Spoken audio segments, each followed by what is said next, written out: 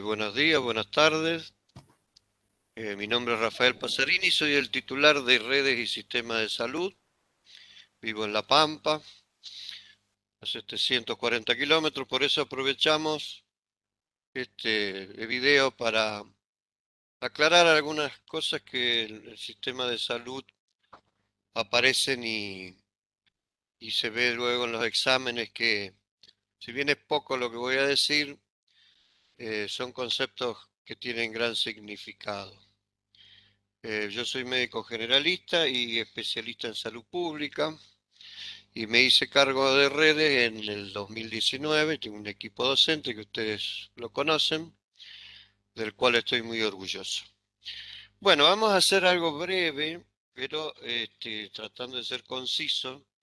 El sistema de salud en la Argentina, definimos primero que el sistema es un conjunto de elementos que están relacionados entre sí para alcanzar un objetivo determinado como son los servicios de salud. Es decir, el objetivo de los sistemas de salud son los servicios de salud, brindar servicios de salud. Hay tres subsistemas, como ustedes ven en la bibliografía: público, la seguridad social u obras sociales y el privado. Pero también hay jurisdicciones que pueden ser nacional, provincial o municipal. Esto es importante fundamentalmente en provincia de Buenos Aires porque coexisten los tres subsistemas: nacional, provincial y municipal. También esto lo aclaro yo como para que sea más simple. De alta cobertura quiere decir que son servicios que brindan la mayoría de las prestaciones. De mediana cobertura, que son servicios que pueden tener algunas sí y otras no. Y de baja cobertura, que serían aquellos servicios, tanto públicos, privados de las obras sociales, que no brindan muchos servicios. Esta es la realidad. Esto lo desarrollamos ahora porque el mismo subsistema, sea público de las obras sociales o privado, según la región del país, dentro de una provincia o aún en un mismo municipio, pueden tener efectores con diferentes coberturas, quedando siempre el subsector público, el Estado, obligado a dar respuestas a los lugares más alejados, sean rurales o suburbanos, con algún tipo de servicio de salud, aún el más precario. En general hay obras sociales que en muchos lugares dependen del subsector público, por ejemplo las rurales, y en esos lugares el sector privado es limitado o inexistente, por ejemplo en las zonas rurales del interior del país de pocos habitantes. Por eso se dice que en una proyección teórica el Estado cubre al 100% de la población. Recordemos que la mayoría de las obras sociales tercerizan sus servicios en el sector privado. Es decir, la obra social, si bien es un subsistema, los médicos, los sanatorios, las clínicas, los estudios se hacen en el sector privado. Asimismo, cada jurisdicción, sea provincial o municipal, cada obra social, cada prepaga, pueden brindar coberturas relacionadas con el financiamiento volcado al sistema o según el contrato, plan que el usuario puede pagar.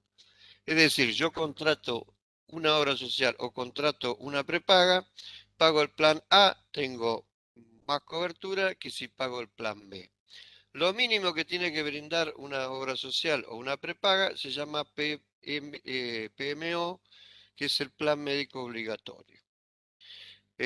Dicho simplemente, entonces, cuando un usuario debe recibir cobertura, hay sectores ricos que reciben casi todos los servicios, sectores medios que reciben algunos sí y otros no, y sectores pobres en los tres subsistemas, sea público, sea privado o sea de la seguridad social. Esto es lo que se llama segmentación. Ahora lo vamos a desarrollar también un poquito más en profundidad. La segmentación supone la coexistencia de subsistemas con distintas modalidades de financiamiento, como ya vimos, público, privado y obras sociales. Distintas modalidades de financiamiento, de afiliación y provisión de servicios de salud, cada uno de ellos especializados en diferentes segmentos de la población de acuerdo con su inserción laboral, nivel de ingreso, capacidad de pago y posición social. Se supone que el que no tiene cobertura social y no puede pagar un seguro va a ir al sector público. Depende exclusivamente del sector. Que va a ir depende que lo pueda acceder, pero bueno. Eso es lo que se supone. Si tiene trabaja en relación de dependencia, va a tener una obra social. Y si tiene un nivel de ingreso o es monotributista, va a generar una mutual o una prepaga, un seguro de salud. Todo esto es diferente, obviamente. Uno puede estar en una provincia donde el sistema público es muy débil, o en la misma capital federal, por ejemplo, tenemos regiones que tienen prestadores muy buenos del servicio público y las zonas más periféricas no son tan completos. Lo mismo pasa con obras sociales, que son obras sociales poderosas, que brindan todos los servicios, obras sociales pobres o que en algunas regiones del país no tienen representatividad. Y lo mismo hablamos de las prepagas. O sea, hay prepagas caras, pero no tienen prestadores en diversas zonas del interior del país. Así que hasta que pueda ser derivado la persona o pueda llegar al lugar donde tiene el proveedor de mayor cobertura, bueno, pueden pasar varias cosas. Eh, en términos organizativos coexisten una o varias entidades públicas, nacionales, provinciales o municipales. Por ejemplo, provincia de Buenos Aires tiene el Hospital Posadas, que es nacional, tienen ustedes hospitales provinciales en Mar del Plata y obviamente tienen centros de salud y de mediana o mayor complejidad que son municipales. La seguridad social representada por una o varias entidades, es decir, varias obras sociales, puede ser una obra social provincial como IOMA, o pueden ser obras sociales de oficio como carpintero, camionero, etcétera. Y diversos financiadores, aseguradores y proveedores privados de servicios. Tenemos ahí, ya te dijimos, muchas, Sancor Salud, OSDE, bueno, lo que a ustedes se les ocurran que pueden llegar a contratar cuando no tienen un trabajo en relación de dependencia que los obliga a tener una obra social. Tal como vimos al hablar de cobertura, este tipo de organización institucional consolida y profundiza la inequidad en el acceso a la atención de la salud entre los diferentes grupos de población. Y son totalmente heterogéneas, totalmente diferentes en cada subsistema las prestaciones que brinda cada efector. Lo dijimos por provincia, por regiones, por este, poder que tiene cada obra social o cada organización o un hospital que está más completo que otro hospital. Esto es lo que es la segmentación, es decir, está todo partido y si bien hablamos de los tres subsistemas, dentro de cada subsistema también hay segmentación porque se reciben servicios de diferente calidad. Bueno, creo que segmentación quedaría más o menos completo. ¿Qué es la fragmentación? La fragmentación del sistema de provisión de servicios es la coexistencia de varias unidades o establecimientos no integrados dentro de la red sanitaria asistencial. La presencia de numerosos agentes de salud que operan en forma desintegrada no permite la adecuada normalización de los contenidos, la calidad y el costo de la atención y conduce a la formación de redes de provisión de servicios que no funcionan de manera coordinada, coherente o sinérgica, sino que tienden a ignorarse o competir entre sí, lo que genera incrementos en los costos de transacción y promueve una asignación ineficiente de los recursos en el sistema como un todo. Esto es válido para los tres subsistemas. Puede haber, por ejemplo, en Mar del Plata no puede haber una buena red entre los centros de salud de baja complejidad a los de mediana y a su vez con los hospitales o el IGA, por ejemplo, que es ambulatorio, pero es de mediana a alta complejidad. Entonces, puede ser que coexistan, que estén muy cercanos, pero no se resuelvan los problemas entre sí, no haya lo que nosotros llamamos la referencia del efector de menor complejidad al de mayor complejidad, asistencial hablamos, ¿no? Complejidad tecnológica, y el camino inverso. La contrarreferencia cuando la persona ya ha sido vista, tiene un diagnóstico y necesita un seguimiento después por el centro de salud, por el médico generalista, por el psicólogo, por lo que sea que esté más cercano a su domicilio. Esto que yo hablo de complejidad tecnológica es lo que van a ver después cuando hablemos en redes de servicio, como de mediano riesgo, de bajo riesgo de morir, mediano riesgo de morir o alto riesgo de morir. Sería una forma también de categorizar las enfermedades o las situaciones de salud para decir que van a necesitar mayor complejidad tecnológica cuando el riesgo de morir o de tener consecuencias graves para la salud eh, está dado. Cuando él es menor, que nosotros decimos también, como dicen cuando los centros de salud atienden el 80-90% de los problemas de salud, los problemas más comunes, en este caso hablamos de bajo riesgo de morbimortalidad. Bueno, esto de la fragmentación, esto que no existe en redes, también ocurre en las obras sociales, ocurre con el PAMI y ocurre también con las prepagas, que evidentemente hay personas que recurren a un médico por su nombre y generan. No hay una red de derivación porque ese médico a su vez tiene otro médico de confianza y a su vez el vecino va a tener otro médico de confianza, con lo cual cada uno refiere o deriva a el especialista que mejor le venga en su criterio, que le va a resolver el problema por afinidad, por conocimiento, por lo que sea.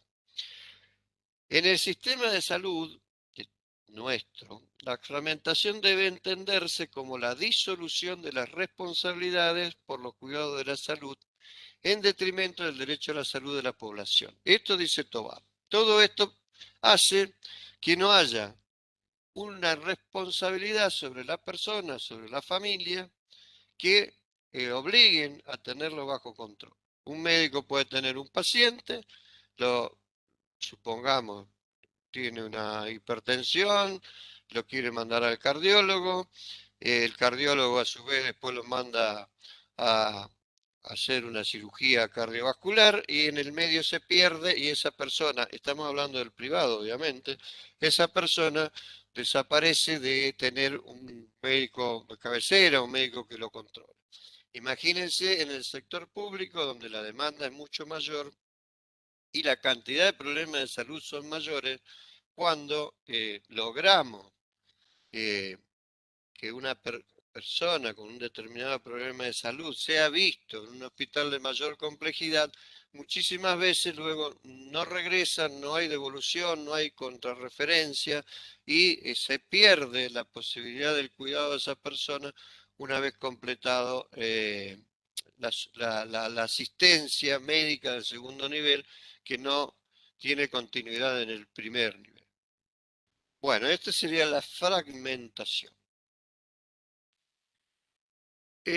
Sin embargo, a pesar de todo, desde que dijimos la segmentación, que hay tres subsectores y a su vez cada subsector está dividido también en los sectores porque están fragmentados, eh, esto, la segmentación impide una adecuada accesibilidad de parte de la población a los servicios de salud. Pero a pesar de eso existen superposiciones que llevan a subsidios cruzados entre los subsistemas. Veamos, por ejemplo.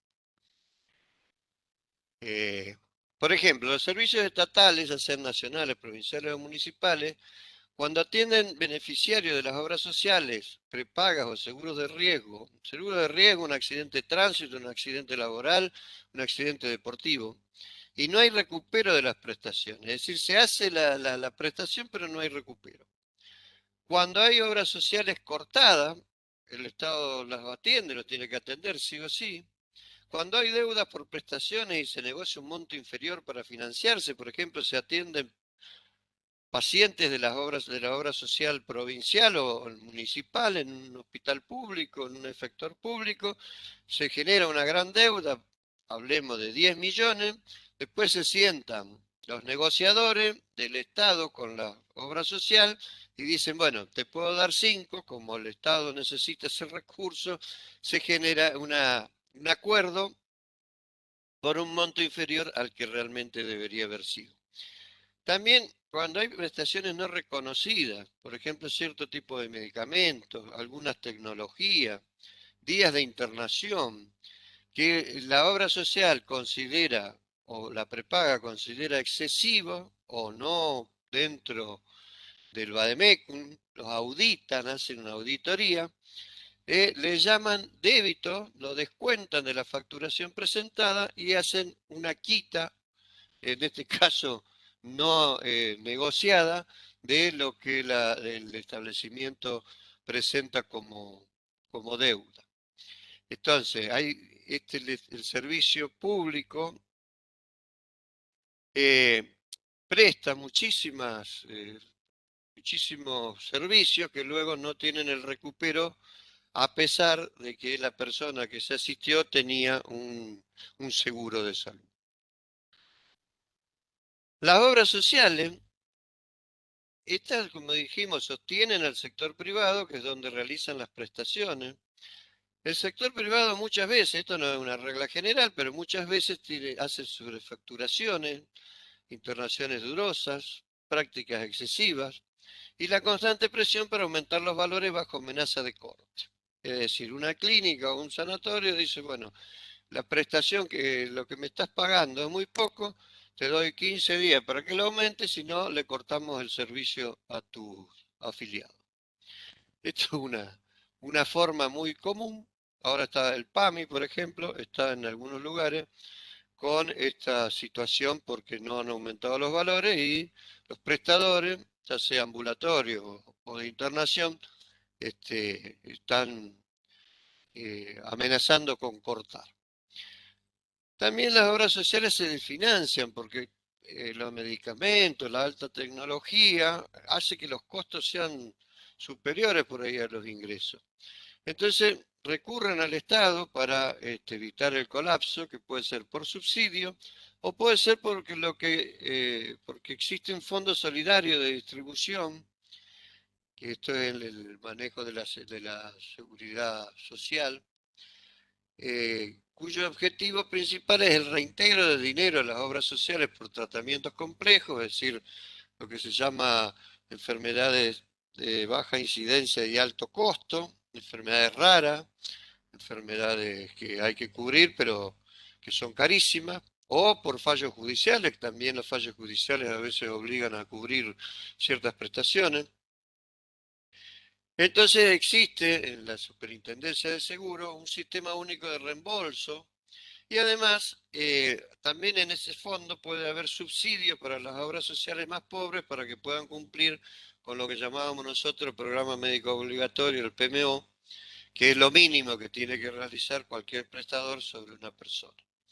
Esto lo establece el Ministerio de Salud de la Nación. Una situación especial es el PAMI, por volumen de beneficiarios y de gastos, que siempre se encuentra en situación crítica con sus prestadores. El PAMI tiene alrededor de 5 millones de afiliados, se financia con los aportes de los trabajadores en actividad, que va por a través de la FIC, y de los propios jubilados a través del ANSES. Cuando hay un déficit, toma créditos, toma préstamos, que no sabemos en realidad cuál es la deuda que puede llegar a tener el PAMI a través de esos préstamos, de esos créditos que ha solicitado. Complejo lo de las obras sociales, porque en realidad ustedes van a ver en los gráficos luego, casi el 40% de la población depende, el 40-60% según el lugar del país, dependen de las obras sociales.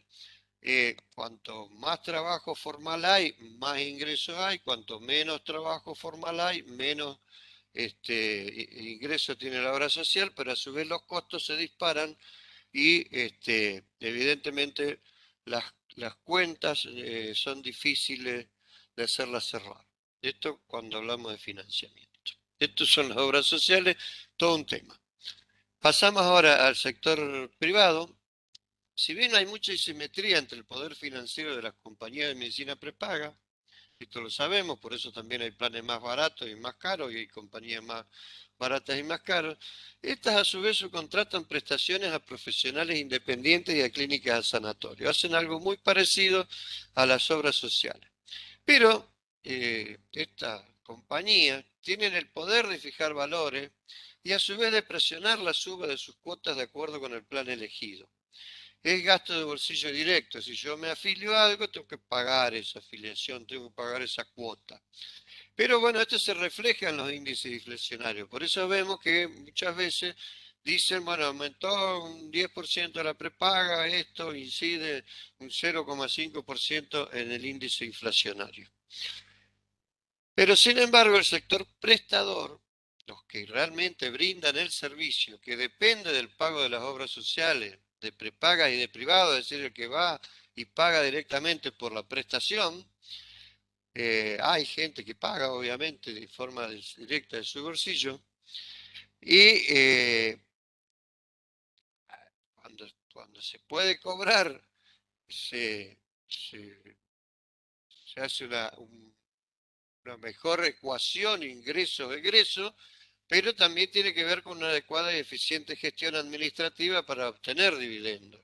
Es decir, un sanatorio es una empresa y como toda empresa debe tener la inteligencia de manejar con criterio los ingresos y los egresos y también mantener su institución acorde a la necesidad de los tiempos, invirtiendo, manteniendo y actualizando los recursos, tanto sea recursos de infraestructura, los recursos tecnológicos o el capital humano que va a brindar los servicios. Bueno, los servicios estatales, acá terminamos con la superposición, realizan muchas prácticas de mediana y alta complejidad en el sector privado, por ejemplo, resonancias magnéticas, diálisis, trasplantes de órganos, etcétera. Y ante el riesgo de cierre de clínicas y sanatorios se los auxilia financieramente. Muchísimas veces se le da un anticipo por las prácticas que van a hacer, otras veces se hacen préstamos a tasa cero, es decir, hay diferentes formas de que el Estado pueda subsidiar para que, primero, todas esas personas que se asisten en estos lugares, si se cierran, van a terminar en el sector público, y la otra es toda la presión que se ejerce con todo el personal que va a quedar sin trabajo, que se habla en este caso de X cantidad de familias que quedarían en la calle. Esto, si leen algunas noticias viejas o nuevas, lo van a encontrar. Bueno, eh, hay un tema que yo he visto que después en los exámenes se confunde, que es el término descentralización. En la administración pública argentina existen organismos separados de la dependencia de la administración central que son denominados entes públicos estatales descentralizados, lo que les permite una mayor autonomía de los procesos administrativos centrales en términos de financiamiento, gestión de recursos y definición de políticas. Por ejemplo, el Instituto Nacional Central Único Coordinador de Relación Implante tiene un por qué existir y lo hace con un presupuesto, pero toma sus propias decisiones. O el Hospital Garrahan, por ejemplo, que es más complejo porque es un hospital, en este caso con gobierno compartido entre la Ciudad de Buenos Aires y el Estado Nacional, pero bueno, también puede manejar sus propios recursos.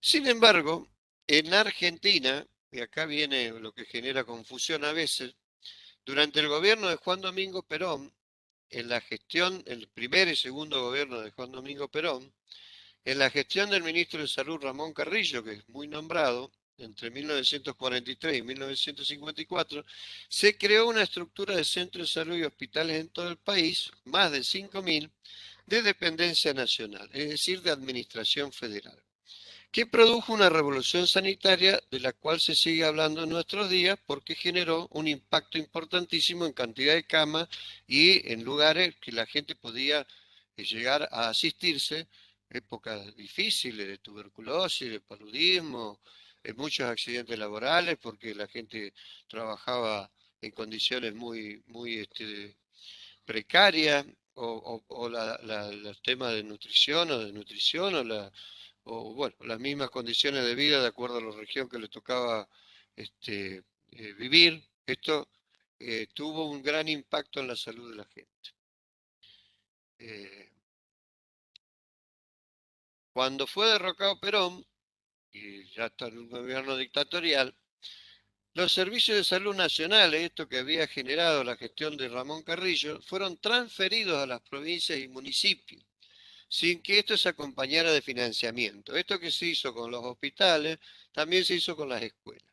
Se transfirieron directamente a las provincias, pero no se les dio el financiamiento que Nación volcaba, no se les transfirió a las provincias. Esto se llamó deliberadamente descentralización. Del poder central lo descentralizó a las provincias. Pero en la práctica no fue una verdadera descentralización, si recordamos lo que es el Incucayo, lo que es el Hospital Garrahan, porque fue desligarse de la responsabilidad de sostener el sistema. Fue muy fácil tomar estos hospitales, estas escuelas, manéjenlo directamente las provincias.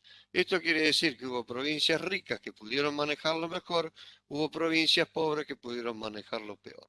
Independientemente de que cada provincia haya regiones que tengan más o menor dedicación de los presupuestos. Luego, en la década de los 90, la presidencia de Menem, el llamado hospital de autogestión debía financiarse en parte con su facturación, lo que decíamos hoy, que los hospitales facturan a las obras sociales y a los seguros, a los diferentes seguros, pero esto disminuía el aporte estatal. No le decían, bueno, vos si recaudás más, vas a tener más ingresos para construir, para contratar más personal. No, no. Así, si recaudaba más, se suponía que un hospital iba a recaudar de su gasto anual un 30%, esto se le quitaba del presupuesto y también esto se lo llamó descentralización, que fue el famoso hospital de autogestión de los años 90 que no tuvo muy buenos resultados a la larga. Pero una reflexión, el mercado muchísimas veces se apropia de términos que tienen un sentido y los reconvierte en forma abusiva para justificar esto que es un ajuste o de alguna forma achicar el Estado o de alguna forma que otro se haga cargo de los gastos o que genera todo este complejo sistema de salud que nosotros tenemos. Bien, ustedes habrán leído, escuchado, soñado, pensado que se habla de un sistema de salud integrado. Habrán escuchado ahora porque la vicepresidenta lo dijo, porque el doctor Goyán, el ministro de Salud, el ex ministro de Salud de Buenos Aires, lo dijo, porque Kepler, el actual ministro de Salud, lo dijo. Se habla de un sistema nacional integrado de salud. ¿Por qué?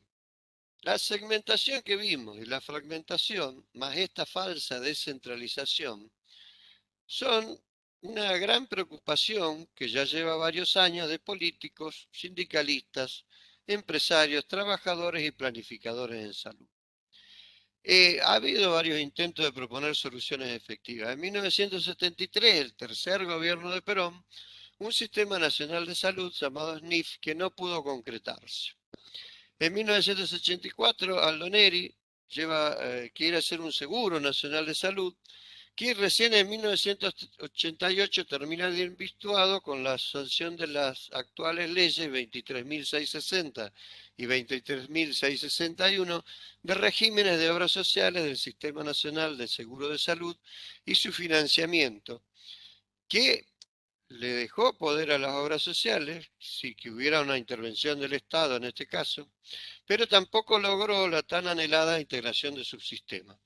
Al contrario, los sistemas han sido y siguen siendo una, muy segmentado y a su vez cada subsistema fragmentado.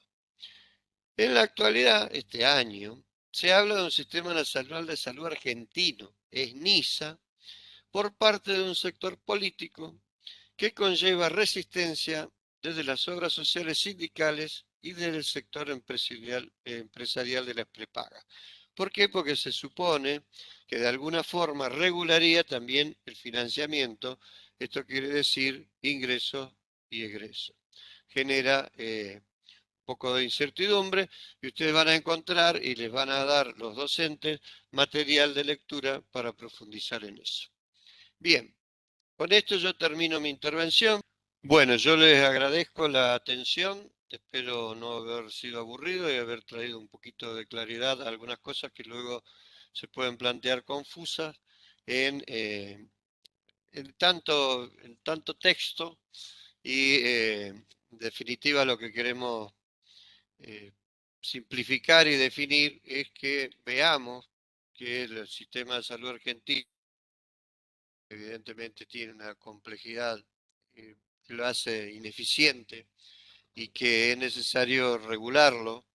Y bueno, el ESNISA puede ser una de las puntas o por lo menos el inicio de una discusión para poder llevar adelante las modificaciones que sean necesarias para lograr lo que tanto deseamos, ¿no? Un acceso a los servicios de salud, que se cumpla el derecho a la salud, pero a su vez que estos servicios sean de calidad, oportunos y para todos y todas. Bueno, muchísimas gracias.